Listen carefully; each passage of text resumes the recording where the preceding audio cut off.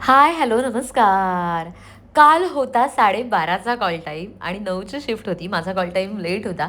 त्यामुळे इतका निवांत वेळ होता. अरे बाप रे बाप रे बाप! आता आम्हाला किती निवांत वेळ होता, हे माझ्या हेड मसाजवरून, साक्षीच्या वागण्यावरून तुम्हाला कळलंच असेल. मग सगळा अतरंगीपणा करून आम्ही सीन करायला गेलो आणि आम्हाला भूक लागली होती. त्यामुळे पोहे, इडली असं आम्ही सगळं ऑर्डर केलं होतं आणि त्याच्यावर अक्षरशः ताव मारला. खाऊन पिऊन झाल्यानंतर माझ्यात एनर्जी आली. मग ताईला इतका त्रास दिला आणि ती सुद्धा आमचा त्रास सहन करते, कारण तिला सहन करावाच लागणार. तिच्याकडे ऑप्शन नाहीये दुसरा काही. मग डॉकेटवर साईन करायला गेले तर दादा म्हणाला 15 मिनिटं लेट झालाय. म्हटलं दादा ट्रॅफिक लागलं होतं. मग दादाला असं साळंगे केलं, त्याने सुद्धा केलं, लाडीगोडी लावली आणि मग त्याचा राग निवळला.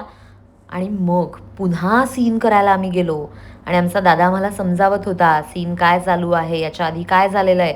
ही आमची ताई सतत चावी हरवत असते रूमची, त्यामुळे चावीचा ताबा मी माझ्याकडे घेतलाय. पुन्हा मी सीन्स करायला गेलो आणि त्यानंतर इतकी कडकडून भूक लागली की या घरून बनवून नेलेल्या पुलावावर ताव मारला, गाजराच्या हलव्यावर ताव मारला.